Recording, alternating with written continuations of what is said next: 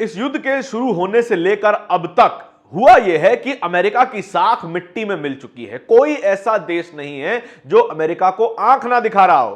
कोई ऐसा देश नहीं है जो कभी अमेरिका के संरक्षण में हुआ करते थे, आज वो अमेरिका को मुंह पर जवाब देने लगे हैं। क्यों? क्योंकि अमेरिका के हथियार अब कबाड़ साबित होने लगे हैं। यह बात साबित है कि अमेरिका का वर्चस्व अब खत्म होने की कगार पर है। कुछ इस तरीके से खत्म हो रहा है कि रोजाना अमेरिका के एक के बाद एक फाइटर जेट गिराए जा रहे हैं, तो बर्बाद किए जा रहे हैं। और यह बात अब खुद अमेरिका का रक्षा विभाग, जिसे वो मिनिस्ट्री ऑफ वॉर कहता है, अब वो स्वीकार कर रहा है, बता रहा है कि हमारा कितना नुकसान हो गया है, कितनी तबाही हमारी मिलिट्री में अभी तक मचाई जा चुकी है। यह बात भी साफ है कि इस वक्त मिडिल ईस्ट में कोई भी अमेरिकी बेस पूरी तरीके से एक्टिव नहीं है। कहीं ना कोई डैमेज जरूर हुआ है, कोई ना कोई हमला जरूर हुआ है, और यह ईरान ने करके दिखाया है कि हम पूरे रीजन में अमेरिका को भगा कर रहेंगे, अमेरिका की कोई प्रेजेंस नहीं रहेगी। दूसरी तरफ इजराइल में भी रोजाना मिसाइलें गिर रही हैं और इजराइल में तबाही मची हुई है। इजराइल जो चौतरफा वॉर उसके ऊपर चल रहा है वो बर्दाश्त नहीं कर पा रहा है। और ये तमाम खबरें वो हैं जो इस पूरे एक महीने में घटी हैं। इसी के बारे में इस वीडियो में चर्चा करेंगे। साथियों नमस्कार, मेरा नाम धारण है, आप नेशनल दस्तक देख रहे हैं।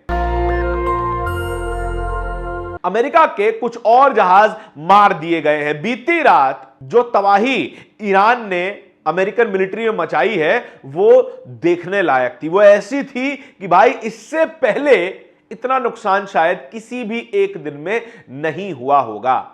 लगातार उसके फाइटर जेट मारे जा रहे हैं। जो फाइटर जेट अमेरिका दुनिया भर में बेचता है, जो फाइटर जेट जिनके दम पर अमेरिका इस वक्त पूरी दुनिया पर दादागिरी करता है, वही फाइटर जेट अब किसी काम के नहीं बचे हैं। ऐसा लग रहा है कि जो फाइटर जेट की टेक्नोलॉजी है वो लगभग बीते हुए दशक की बात हो चुकी है।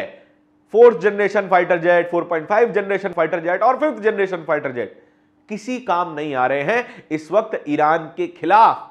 अमेरिका रोज कहता है कि हम रिजीम चेंज करना चाहते हैं। अमेरिका रोज कहता है कि हमने ईरान में जो मिलिट्री है उसको खत्म कर दिया है, एयरफोर्स खत्म कर दी है, नेवी खत्म कर दी है, आर्मी खत्म कर दी है। लेकिन ये फिर फाइटर जेट गिर कैसे रहे हैं? ये इनके जो अटैक हेलीकॉप्टर हैं वो कैसे गिर रहे हैं? एवैक्स कैसे गिर रहे हैं? ये पूरा ब्यौरा अमेरिका ने जारी किया है। अमेरिका खुद मान रहा है कि हमारे इतना नुकसान अभी तक हो चुका है। बीती कई वीडियोस में हमने लगातार आपको बताया है कि अमेरिका का कितना नुकसान अभी तक हो चुका है, और यह नुकसान दिन के हिसाब से मिलियंस और मिलियंस डॉलर में बढ़ता चला जा रहा है। अमेरिका ने एक और बार यह डेटा जारी किया है, बताया है कि कितना नुकसान अभी तक हमें हो चुका है, और इसी डेटा को आपके सामने अब रखने जा रहा हूं।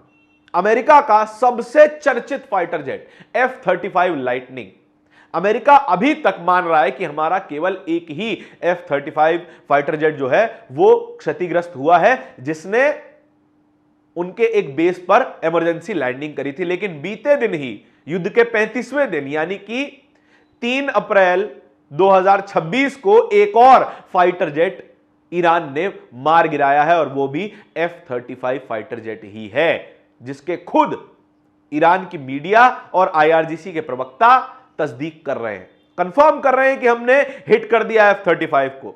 कैसे हिट किया है वो आगे आपको बताऊंगा। लेकिन जो F-15 स्ट्राइक ईगल है, जिसको आज तक पूरी दुनिया में सबसे डोमिनेंट फाइटर जेट माना जाता था, कहा जाता था कि इसे डॉग फाइट में कोई नहीं हरा सकता, मिसाइलों को डॉज करना, मिसाइलों को चकमा देना इसकी खासियत मानी जाती है, वही फाइटर जेट अब उसकी गिनती गिरने की बढ़ती चली जा रही है। खुद अमेरिका मान रहा है कि करीबन 4 F-15 स्ट्राइक ईगल गिरा दिए गए हैं। स्ट्राइक ईगल इसको क्यों कहा जाता है? क्योंकि यह ग्राउंड स्ट्राइक करने में, ग्राउंड अटैक करने में सबसे कारगर है, भारी बम ले जाने में सबसे कारगर है, और सबसे ज्यादा वजन लेकर यह उड़ सकता है।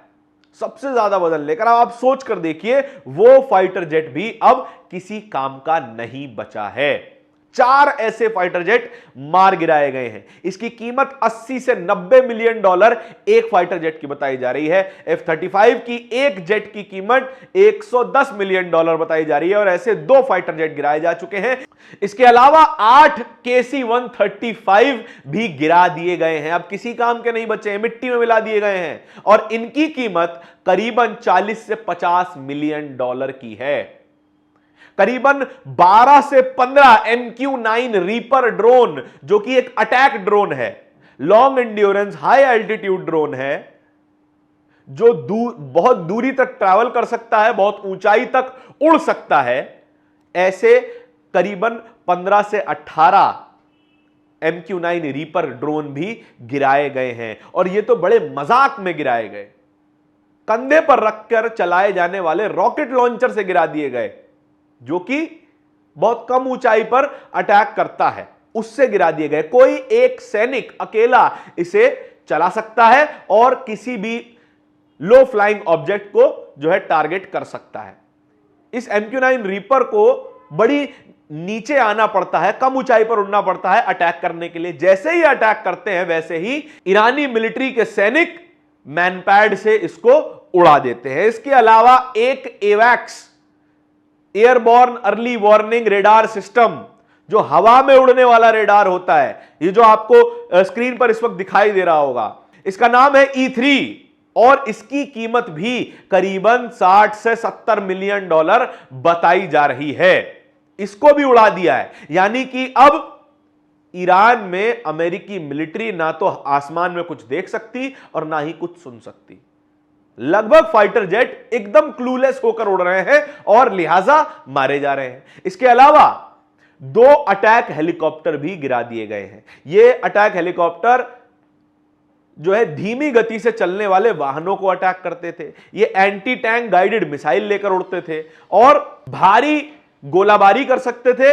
इनको भी गिरा दिया गया है। ऐसे अटैक हेलीकॉप्टर की एक की कीमत भी 50 मिलियन डॉलर बताई जा रही है। और अगर ये पूरा खर्चा मिला दिया जाए, जो कि अमेरिका स्वीकार कर रहा है, वो खर्चा करीबन लगभग $1.5 बिलियन तक आ जाता है। $1.5 बिलियन का अब तक नुकसान अमेरिका स्वीकार कर रहा है। लेकिन अमेरिकी नेवी को जो बड़ा नुकसान हुआ है उसके बारे में बात कर लेते हैं। अमेरिकी नेवी का एक F-18 सुपर हॉर्नेट, वो भी गिराया गया। उसकी कीमत भी $70 मिलियन की बताई जाती है। उसको भी गिराया गया, लेकिन उसकी अभी तक स्वीकार्यता नहीं सामने आई है। इसके अलावा F-16 भी गिराए गए। इसको भी अभी तक स्वीकार नहीं किया गया, क्योंकि सबसे ज्यादा बेचे F-16 जाते हैं। पाकिस्तान को F-16 बेचता है, जापान को F-16 बेचता है और उसकी मेंटेनेंस का पूरा ठेका अमेरिका के पास है। अगर ये बता देंगे तो फिर इनके F-16 कौन खरीदेगा।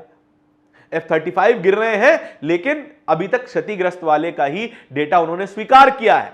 जो मारा गया है उसके बारे में कोई जानकारी नहीं है। अब बताया यह जा रहा है कि एक फाइटर पायलट को ईरान ने पकड़ लिया है। कथित तौर पर खबरें, अभी तक कोई आधिकारिक अनाउंसमेंट नहीं हुआ है। अगर ऐसा हो गया है तो फिर यह अमेरिका को एक बहुत बड़ा झटका है। इसके अलावा अमेरिका के छोटे भाई को भी बहुत ज्यादा डैमेज दिया जा रहा है, क्योंकि चौतरफा लड़ाई लड़ रहा है, चौतरफा हमला हो रहा है इजराइल के ऊपर। हिजबुल्लाह हमला कर रहा है, हूती हमले कर रहे हैं, हमास हमला कर रहा है। उसके ऊपर सोने पर सुहागा ईरान रोजाना उसके ऊपर बमबारी कर रहा है। एक वीडियो बहुत वायरल हो रहा है जहां पर इजराइल की एक ड्रोन फैक्ट्री, जहां पर वो ड्रोन्स मैन्युफैक्चर करता था, अटैक ड्रोन, उस पर हमला किया गया और उसको भी निस्तनाबूद कर दिया है, मिट्टी में मिला दिया है। एक खबर और है जहां पर इजराइल की एक वेपन फैक्ट्री पे हमला किया गया है, जहां पर हथियार बनते थे, गोला बारूद, गोलियां बनती थी वहां, वो भी खत्म कर दी गई है। इसके अलावा मिडिल ईस्ट में जितनी भी अमेरिकी रिफाइनरी हैं, जितने भी अमेरिका के इंस्टॉलेशंस हैं, उनको निशाना बनाया जा रहा है। और अब तो खुला चैलेंज दिया है IRGC के प्रवक्ता ने। खुला चैलेंज यह है कि अगर आप हमारे ऊपर हमले करने बंद नहीं करेंगे तो अब हम आपकी रीढ़ की हड्डी पर वार करेंगे। और पहला वार उसने कर भी दिया है। रीढ़ की हड्डी अमेरिका की वो है उसकी टेक इंडस्ट्री।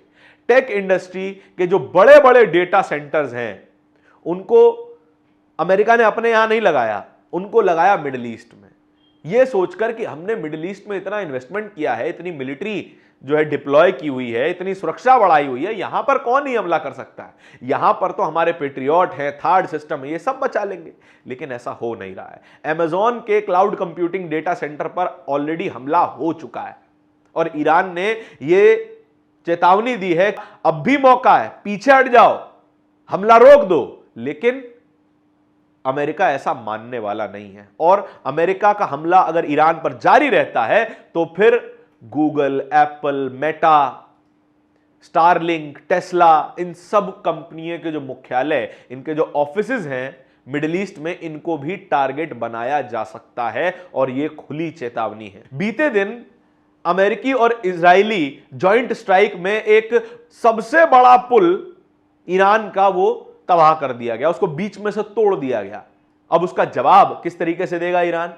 वो कह रहे हैं कि जितने भी मिडिल ईस्ट में पुल हैं जो एक सिटी को दूसरी सिटी से जोड़ते हैं, अब हम उनको निशाना बनाएंगे। यानी कि वो आसपास के देशों को कह रहा है कि भाई, अपने बड़े भाई अमेरिका से उसको प्रेशर बनाओ, उसे प्रेशर बनाओ, कहो कि ये हमला रोक दे, नहीं तो हम तुम्हारी जिंदगी बद से बदतर कर देंगे।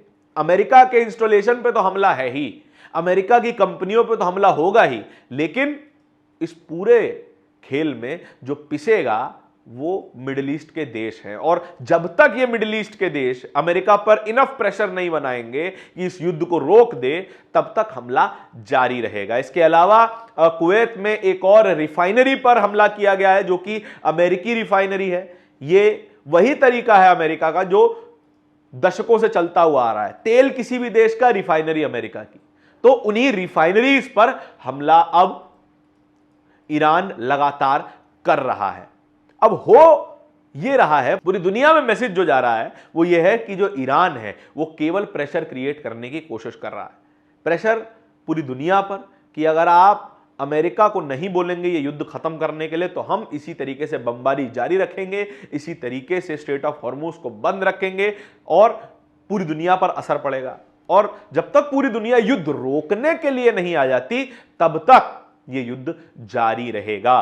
डोनाल्ड ट्रंप चाहते हैं कि पूरी दुनिया इस युद्ध में इन्वॉल्व हो जाए, ईरान पर हमला करे, लेकिन ईरान चाहता है कि पूरी दुनिया इस युद्ध को रोकने में इन्वॉल्व हो। यह फर्क है और यह फर्क अब पूरी दुनिया को समझ में भी आ रहा है। इस पूरी खबर के बारे में आपके क्या विचार है, कमेंट सेक्शन में बताइएगा जरूर। इस तरह की और भी खबरों को देखते रहने के लिए नेशनल दस्तक को सब्सक्राइब जरूर कीजिएगा। बहुत बहुत शुक्रिया। दस्तक की आपसे गुजारिश है कि अगर इसको बचाना चाहते हैं तो नेशनल दस्तक को सब्सक्राइब करने के लिए रेड कलर के सब्सक्राइब बटन को दबाएं, फिर बेल आइकन की घंटी दबाएं। नेशनल दस्तक को बचाने के लिए बहुत जरूरी है कि हर खबर को शेयर करें, लाइक करें, कमेंट जरूर करें।